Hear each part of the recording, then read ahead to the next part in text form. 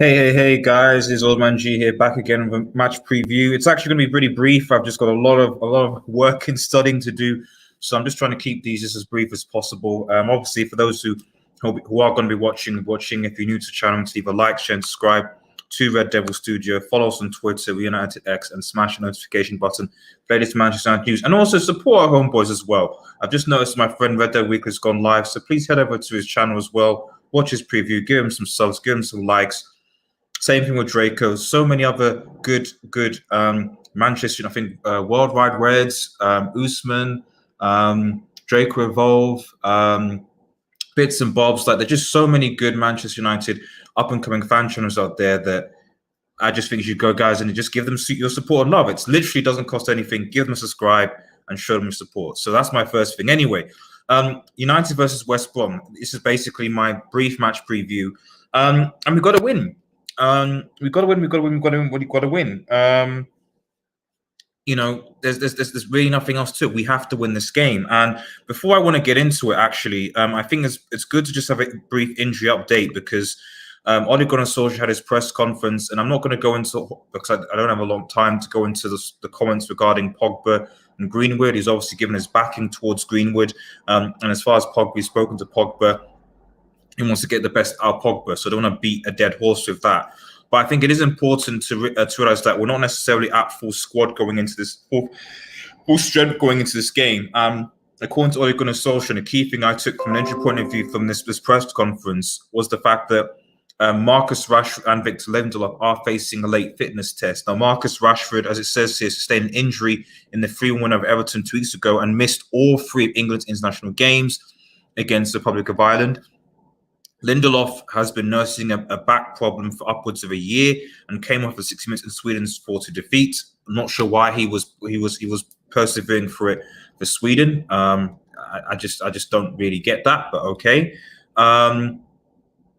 Luke Shaw, Jesse Lingard, and Phil Jones are all out, as is to be expected. Eric Bailly, that's me. Eric Bailly, it's good news he's actually back to first team training. So, I said I love Eric Bailly, but he's obviously becoming very, very injury prone. So it is what it is.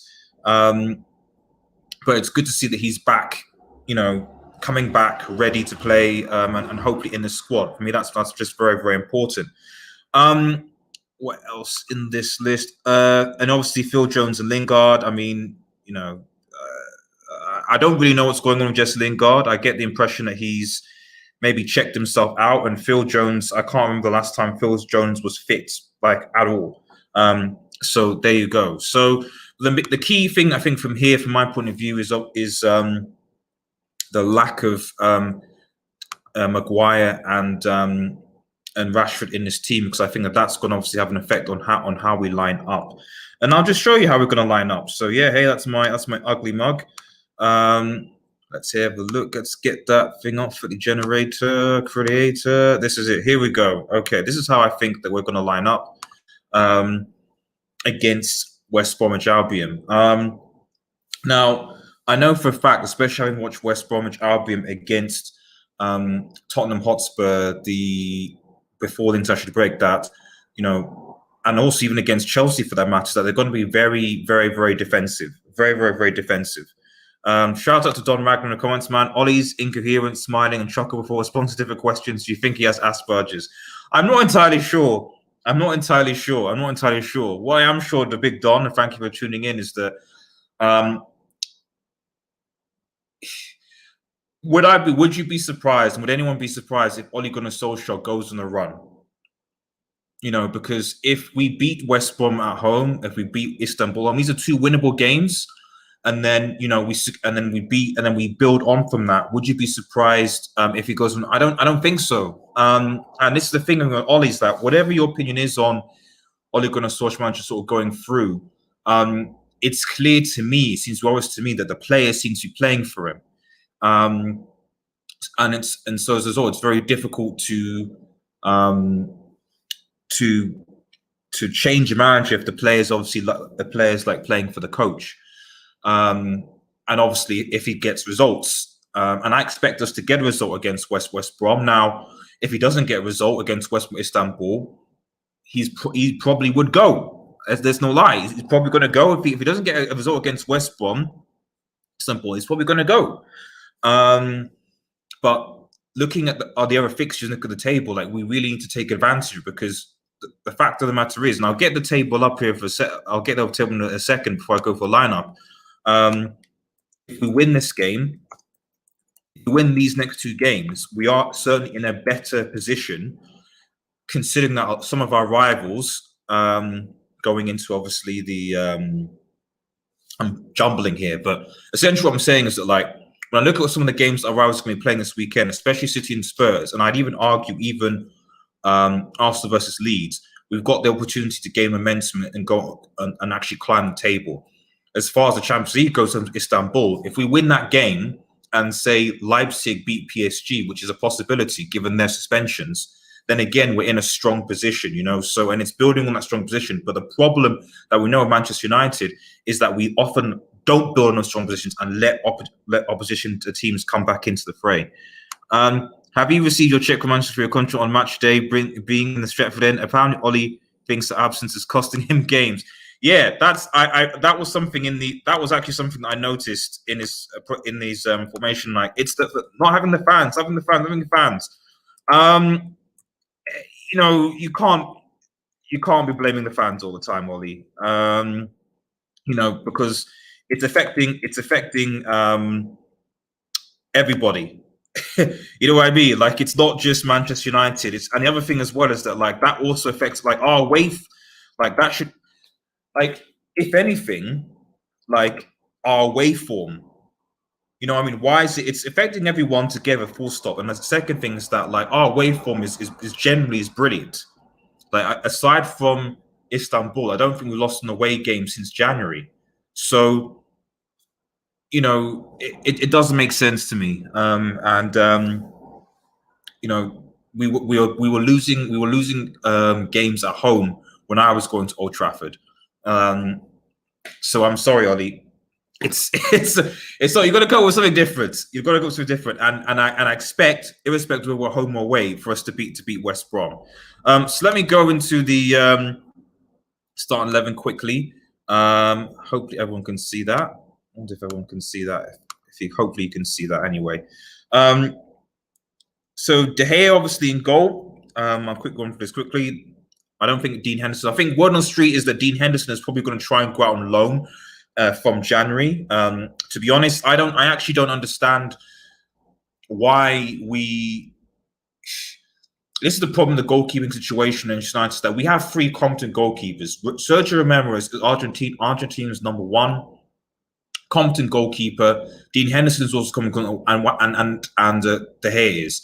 And they're all on the equivalent of, I think, if you combine their salaries, it's probably something like 800, 900 thousand pounds a week, probably approaching $1 million. And 2 of those guys don't even play. Makes no sense.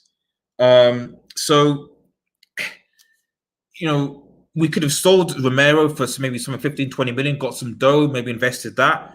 We could have maybe reloaned a Henderson. You know, it just doesn't make sense to me. But De Gea is obviously going to start. It is what it is. I just think that it's criminal that we have basically benched a solid goalkeeper in Romero, and also we're barely playing Henderson, because De Gea is playing Premier League and Champions League, and Henderson is getting the occasional Carabao Cup game. And the fact, and the reality is, knowing Ollie, if we get to the semi-final of those competitions, he will drop Henderson or Romero, but Henderson, and pick De Gea, which makes no sense, but it is what it is. Ollie's lucky I'm not there booing him. I knew you would, Don Wagner. I knew you definitely would. I don't think you'd be the only one, but I think it's 50-50 at this point from what I can see. So Wan-Bissaka obviously coming back in at right back. Now, here's where things get interesting. If obviously Lindelof is injured, and I think for me, this is the thing for me of Ollie, it's just like, don't play the injured players. Let them recover. Like, if Rashford and Lindelof have a snivel of an injury, there's no point in playing them, and then they end up getting injured in a high-intensity Premier League game for 7 weeks, because you've got a lot of games coming up back-to-back. So for me, Tuanzebe comes in here. This is what I would do. Bring Tuanzebe in, give Lindelof another rep to recover. Maguire obviously will come in. Did Maguire take a knock during this? No, he was suspended. Yeah, so he was suspended, I think, so he didn't play. So he'll be rested, so he'll be fine. Telles were obviously coming for the absentee in terms of Luke Shaw, which that's probably the only reason why I'm actually looking forward to this game to a certain extent, is because Telles and Cavani, potentially, but definitely Alexi Telles. I'm looking forward to actually seeing, because I know people obviously reports on Ollie and how he is, etc. But to be honest, we haven't really had a proper competent fullback for ages. And literally seeing Alex Telles against PSG was the first time you're like, whoa, fullbacks can run, fullbacks can cross, fullbacks can take dead balls and set pieces. It was so I'm really looking forward to seeing something like this, because why I'm so gassed to see Alex Telles play is that we rely a lot on our creativity from Bruno Fernandes, and we rely a lot on from dead ball situations. What I'm interested to see is that now you have someone else like Alex Telles who can take dead balls and who's got that intelligence from what I saw from the PSG game. Suddenly that frees someone like Fernandes and like Martial Matter to get in those positions. So Telles will take the corner, Telles will take the free kick. Might be on the same wavelength as like a Fernandes, etc. And therefore we will be a lot more deadly going forward. So, because quite frankly, outside of those two, possibly Pogba and Mata, everyone else in the squad is not really a good dead ball specialist. Not good with set piece. Not good with free kicks. Not good with corners. Not good with crosses. To be honest, we don't have that, and I think we've gotten so used to, as fans, a lack of that we expect all the creativity to come from the middle to the part, to expect some magic from Rashford. It just doesn't work. It just doesn't work. But that's how I see it anyway. Don Ranks, the way the club treated, I think it was definitely a disgrace, Don. It definitely was a disgrace. Bro, I heard Mata speak for the first time the other day on a match reaction from a few games ago. It sounds squeaking at Mighty Mouse. Really? I've heard Mata speak before, man. So like I don't know, was that him in a sort of like I'm a disappointed face? So, but Mata will have a zone. I actually think Mata will come in this game. Fred and McTominay are going to start. I would be very surprised if this didn't happen, because Ole Gunnar Solskjaer is the sort of defense counter-attack going to win, and he's going to do it with Fred and McTominay. It is what it is, but obviously we have Van der Beek and Pogba on the bench, but I just don't think he's going to change what happened at Everton against West Brom. I don't think he will. You have Matt on the right because Greenwood isn't going to be ready. So I think Matt will come in. I don't think Daniel James will come in. And if, to be honest, as much as I beef with Matt is slow, etc., like the thing with West Brom is that West Brom, like they did against Spurs, are going to play with 11 men, 10 men behind the ball. And if we concede early on, they're going to just be as compact as Istanbul. These next two games to me are a massive test, because if West Brom and Istanbul score first, we might lose those games, because West Brom and Istanbul will be very, very, very compact. And the question is, do we have the players to create and break down? Hopefully someone like Alex Telles can actually, because of his crossing ability, give us just that bit more creative ability. And if Cavani plays, and hopefully Cavani does play, then suddenly you will have someone in the squad that can be on the head of crosses. Because Rashford looks like he's got a niggle. For me, Ole Gunnar Solskjaer needs to make the managerial decision, say, listen, if he's on a race to be fit for tomorrow, don't play him. Okay? He's already got one of his injuries. Don't play Marcus Rashford. It's as simple as that. Don't play him, please. Because we don't want a scenario where we had the stress fracture on painkillers and playing for the pain when you have someone like Cavani on the bench. We've got a bit of depth now. Cavani has been playing for Uruguay. His match finish should at least be a bit better, so he can come in. You can put Martial then onto the left, who, to be honest, likes coming on the left, and then Matt on the right. And I think this is a good enough squad, even if you had Freddie McTominay, to do the business, to be honest. It's as simple as that. We're 15 minutes in. I'm going to stop in a second. Tactical manager, hope you're doing well. We only perform when Ollie's near to getting fired. Well, that's true. That's true. That's true tactic or tactical dog. And it's almost like I feel like Edward, which should threaten Ole Gunnar Solskjaer with a sack every week. Maybe that's the solution. Threat Ole Gunnar Solskjaer with the sack every week. Every week he's threatened to get sacked, and then we'll go forward. Who knows? It's a shame that young Argentine talent like Lingard is not being given a chance in this game. United holding back a future Ballon d'Or elite. Well, that is true. That is very true. I think that Jesse Lingard, the potential that he has. I mean, in all seriousness, with Jesse Lingard, I'm not really sure what's going on. I just think that the thing is, like, I would probably still put a Lingard in this game over, say, Daniel James, because the thing with like, I would play Daniel James, for example, against Manchester City. Okay, if we play Manchester City, I would play Daniel James 100%. And people think me crazy, but because of the sheer amount of space that City give us and the brick defense that they have, I play Daniel James against City because he's going to run into the space, you get the ball in, you do that. But you don't play him against the West Brom because he doesn't have the football intelligence yet, and he can't really create.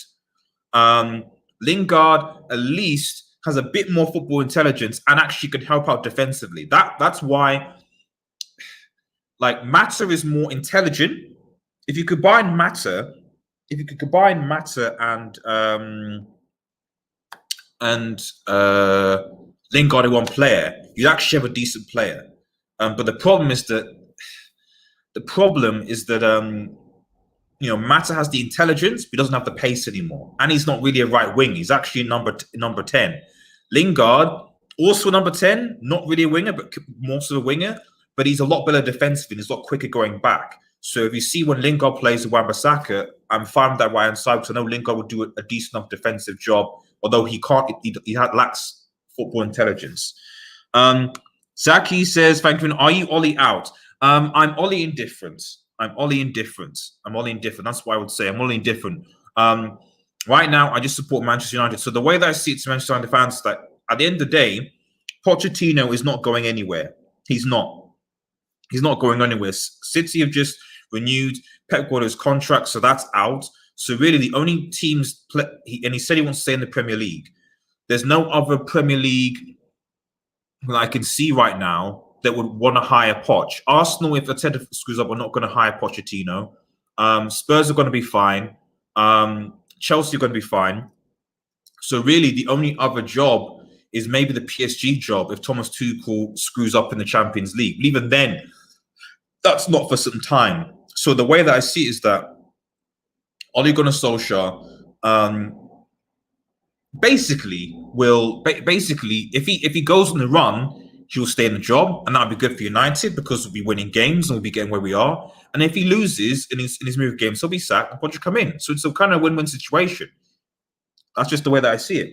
But United are not in. What I would say though is that I don't think United are in as grave as a situation as people make it out. It's not like we're like 12 or 14 points behind fourth. If that was the case, I'd have been gone. He's only about, with a game in hand against Burnley, who were trash, I think 4 or 5 points, maybe even less than that with a game in hand. So 3 points. So yeah. Adaj Freeman, how you doing? For some reason, I see Pogba match winner off the bench tomorrow. That's a possibility. That is a possibility. Pogba certainly has looked good as an impact substitution. And I think that when it's weird because obviously before lockdown, we played with Matic, Pogba and Bruno and it worked. The whole thing worked. People forget, they keep on saying, oh, we can't play Pogba and Bruno. We can't play Pogba and Bruno. It worked. We played with Matic, Pogba and Bruno, and we went from 6th, I think, to 3rd. So they definitely can play together. The problem, I think the big problem is our defense. And Matic's legs aren't there, and I don't think Solskjaer trusts our defense. If we had a good, solid centre back, someone like Uppercoming or Van Dijk, then you might be able to play Match Pogba and Fred because they got it sorted. But we're playing Fred and McTominay together to do the same role because we want to protect our defense. And so that's why, I always go back and say, transfer market, investment, etc. We need to buy a centre back, a solid centre back, or at least a very, very good CDM. If you had those two positions, then I think Pogba would come into this team. Right now, he does not, because Pogba is not as good defensively. He's not. If you in terms of the position that Pogba's going to play, where maybe Fred's going to play there, Fred is better defensively, and Fred is better interceptions. Recovery tackles and laying the ball up. Fred is actually better than that than Pogba. But you put Pogba a bit more forward, of course. But we'll see what happens. I think this will be a struggle win, 1-0 penalty. I mean, if Martial's playing, then we're going to get a penalty. That's at least one thing I'm certain. If Martial plays, we are definitely going to get a penalty. I think there's only been the one, either Martial will get a penalty or score. I think in every game that Martial has played this season, we've either got a penalty or he's scored. So in my mind, we're already 1-0 up already. Either via a penalty or Martial is scoring. So let's continue the trend. To be honest, I can see Ole keeping the job to the end of the season. I think Pochettino can win us the league. But realistically, for Ole to win the league, I would say at least another 2 to 3 years. I would disagree on saying that I think that Pochettino would win us the league, because even though I don't think that Ole Gunnar Solskjaer is necessarily the right man, I also accept the fact that I don't necessarily think this team is as good as a lot of United fans think it is. I think the only reason I'm not saying Liverpool are going to win us back-to-back is that they've been decimated with injuries. And City, also. So, but if we look at the full strength squads of a lot of our team, in theory, even Arsenal, I would argue, when I look at their full squad, I'm like, man, they've got, if you go from stop to finish and go like, right, okay, you look at our centre-backs. Are there better centre-backs in the league than Maguire and Lindelof in the top 6 clubs? Yes, there are. Are there better left-backs? Yes, there are. Are there better right-backs? Maybe not as much, and so on. So I still think, even with any manager, I still think it'll be difficult. And I think with Pochettino, my issue with Pochettino has been yes, he did well with Spurs, but people forget that, I think people forget that Spurs, not that long ago under Harry Redknapp, were in the Champions League, were in the top 4. So it wasn't that Pochettino took Spurs from nobody to somebody. Harry Redknapp with Bale, with Modric, etc., were balling, were doing business. It's just that what happened was Real Madrid came knocking around and took Spurs' best players, and then they weren't able to invest those players wisely, and then that's what happened. Whereas I feel like Pochettino had a good squad, but I think that he just didn't. I don't know. I just think that he just didn't do enough of what he had.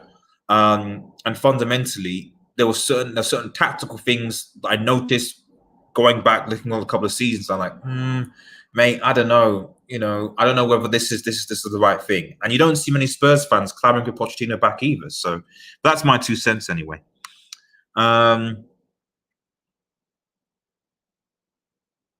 In fact, we'll never get a top of Premier League job. Yeah, I agree with that. I agree with that. I agree with that. I think that, and this is the thing, it's like, I think that he has a chance of winning the league if he got the players that he wanted. Let me put on the fence there. If he got the players that he wanted, then he could have a chance. Like, if we had Sancho, if we had Haaland, if we had Upamecano, if we had a good CDM, then yeah, I think that we would have a chance. But like, when I look at our squad, I still see many deficits. And for example, like a lot of us would say, want to play like progressive, expansive, entertaining football. Well, how can you play that if we don't have any natural wingers? Martial and Rashford are more inside forwards. I wouldn't even say they were natural wingers, for example. How are you going to play like an expansive game if your defense are bricks, or your CDM is 30, or your fullbacks can't pull a decent cross half of the time? You kind of see the thing. Like, our expectation of nature of the Manchester United play is good and we should have high standards. But I don't necessarily think that we have the squad of players to necessarily do those things, in my opinion. And that's just based on the managers that we had. You know what I mean? But like I said, it's not only I'm only indifferent really, because at the end of the day, like if he screws up these next 2 games, it's going to be gone. But if he goes on a winning streak, he's going to stay, and I'm going to be happy because we're winning games. But we've got to see what happens, I guess. But that's my last 2 cents on it. Let's have a look. Yeah, Ollie, Rashford, Marshall, both have been seen this sees the club. Ollie knocked them along with Green being on but now all 3 of them have slowed. I wouldn't say that. I wouldn't say that at all. I think this is also another thing that we have to chill about. Like, we've only played 7 games into the season and a few Champions League games. So it's not like we're even halfway through the season, even a quarter way through the season. We've only played 7 games in the Premier League, and I think 3 games were in the Champions League. So we played 10 games. So, and when you look at those players, for example, Martial was suspended for 3 games. Rashford has been on and off, but to be honest, he was on and off a bit last season. He'd do a really good performance and then be mediocre another game, and then really good and then mediocre. And Greenwood, at the end of the day, is still a kid, man, who's clearly got issues, you know. So, you know, we've got to bear in mind that, and people forget this with our front 3, is that Martial, I think, is 24. Greenwood is only 18, maybe turning 19, and Rashford's 22. We have like the youngest front 3 in the league, but we treat them as if they're experienced forwards. You know, like, why aren't you banging in the goals like, you know, Eden Hazard or Luis Suarez, etc.? Like, it's because these guys are kids. You know what I mean? Like, I don't expect, you know, Greenwood to get like 40 goals, even 30 goals a season, you know, when he's trying to learn his trade, you know. But that is what it is. But not Bruno and Pogba to them blue. Ollie's experience and still lacks a tactical. Yeah, I agree. I agree with that. I agree with that. I'm going to put a second. You're right. I think Pochettino's been on very because the United fans were desperate, but it's better Ollie for a reason and improvement on the management side would be great. I mean, you're not wrong, but the thing is, the reason why I'm so is because we've been here before. You know, from a managerial point of view, Mourinho, Van Gaal, even David Moyes are better than Ollie. So it's more so the fact that, like, we're desperate, but then we're going to be here another 2 years. You know, Mourinho, the classic is Mourinho won a treble with Porto and Inter Milan. Mourinho has had so much experience. You know, he won obviously the Premier League with Chelsea, etc.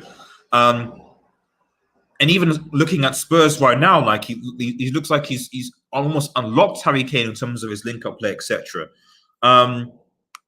So for me, the issue hasn't always will be. It's just that I just feel like when a manager isn't going to be backed, when he's not going to get the players, when you don't have a director of football, when you don't have a hierarchy that actually has, because let's be real, guys, if we had a proper director of football, and good management that actually cared about the club, want to invest in the club, I think any manager could succeed at Manchester. That's why Manchester City. Let's be real, Pep Guardiola. Yes, he's done well, but I mean, Pellegrini, Mancini, they all had success because they had those structures in place and a lot of money. So if you don't have that these days, it's very difficult, especially with the league being so competitive, to actually gain success. When Roman Abramovich can spend 200 million, you know, in one transfer window. Yes, I know they made sales, but they spent and they got good deals. And you're struggling to get Cavani over the line. It's just levels. And I think we need to be realistic. The fact that Pochettino's going to come in, he's not going to suddenly be going to get a 200 million player to come into this squad. It's I don't know. It is what it is, though. It is what it is. I don't think Ollie Canelo got into his start, but was basically getting what and praise we've got. Okay, yeah, that is not that's true. But I mean, what I would say though is, like, let's be fair. It's not as Ollie clearly does have tactics. He clearly does have tactics. Like he's not like a tactless coach. Like it just like it's always like he clearly does have tactics. Um, so it's not that he's doesn't know. The big thing for me with Ollie is more so the fact that like it's his in-game management. That for me is the big problem. Like with me, like it's not so much like if you, I'm not like oh we have to play this sort of way with sort of sometimes a lot of United fans will say we have to have philosophy. I'm like for me, it's actually being pragmatic. You can have a philosophy that's great, but if you stick to your philosophy and you're stubborn about it, like Pep and a few other people are, and it costs you, then it's a crap. Then you're not making much sense, really. The issue for me with Ollie, a lot of times, is in-game management. It's that when you're losing or when you're winning or whatever, it's like how are you actually managing the game in-game, and he struggles to do that. So when we go down and we can see the goal, generally, I'm like, oh. With a few exceptions, and to be fair, the Everton game was a positive in that we went down first and then we went on to win. And to be fair, in the Everton game, we looked like we look in the game, we look good. So that is my thing with him. His in-game management needs to improve, and we'll just see what happens. When Man City won the league back on the floor, they played a 4-3-3 with Bournemouth, so playing in front of the midfield. Well, KDB and Silva are attack-minded players, and I feel like Oli were better, Pogba and Bruno playing that system. But you see, you're mentioning Fernandinho. This is the key thing. How did that work? Because of two things. How did that work? Because of two things. Two key players, and I'll make this point because we'll round up. Two key players as to how that worked. Fernandinho and Vincent Kompany. Okay, Fernandinho and Vince, because then look at City now. Look at them since Kompany left, and Fernandinho's basically not really in team defensive. Look at them now. Do they look like that same squad? I know David Silva isn't there, but my point is that like Fernandinho is what I'm talking. We're talking about like prime Matic, no problem, but Matic isn't prime anymore. A prime CDM, prime Fernandinho, prime Fernandinho, something like, brilliant. And then when you have a sense back with the competence of Vincent Kompany, who's got the leadership, who's got the ability, etc., then what? Yeah, David Silva and De Bruyne can ball and do whatever they want. They can chill, they can do fine, no problem. But the problem is that when you have, let's be real, Brick Maguire, who doesn't really instill that confidence, and then we have Matic, who is past, is not in his prime, and a McTominay who doesn't really, is he a CDM? Is he not a CDM? He's not a CDM because he doesn't know how to do that distribution job well, and doesn't really know how to defend as well. It's very difficult to build that base, and so you end up having to be defensive, and so you have to play Fred and McTominay together to protect, and you then have to lose one of Pogba or Bruno. But I could be wrong, and maybe if Matic starts and gets the prime, that's fine. But yeah, it's a difficult one. It's a difficult one. Matic and Tommy on average right now. Yeah, I mean, we need to get a really good CDM. That's a good CDM, and like a good CDM, a good centre back solves half of the issues that we're talking about, in my opinion. But it is what it is. G, do you think Ollie's tenure makes Darren Gibson, Tom Cleverley, Bebe, and Obertan look like the glory he is? I mean, it's difficult with the it's difficult with the. Is it that bad though? Is it that bad though? Because even though the football isn't like, at the end of the day, like let's put it this way: if Ole Gunnar Solskjaer finishes in the top 4 this season, it'll be the first time that a manager that's managed United would have finished in the top 4 in back-to-back seasons since Alex Ferguson. Because David Moyes finished outside, Mourinho got us top 4 in his second season, then didn't, and then Van Gaal, etc. So I don't know. I know.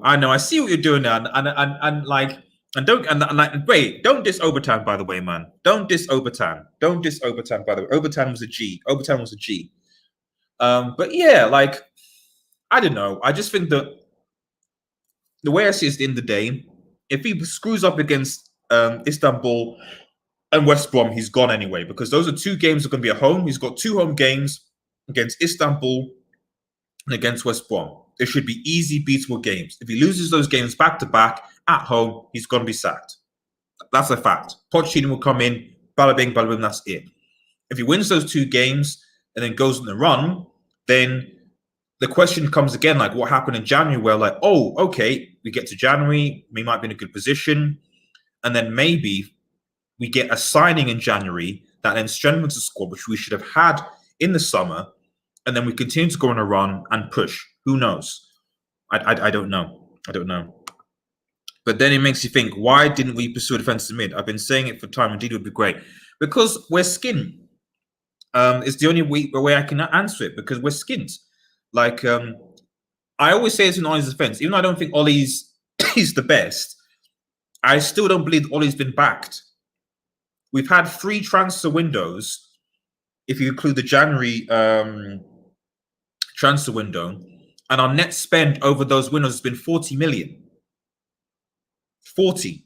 When you consider the players that we bought, the we signed, and that we sold, because when we sold Lukaku for I think 79 million, Ash Smalling we sold for I think 20, Ashley Young for about 5, Fellaini for about 10 or 15, Herrera went for free, Alexis Sanchez, thank God, went for free as well. So we saw a lot of players got off the board, and we brought in so essentially 100 million plus in terms of sales.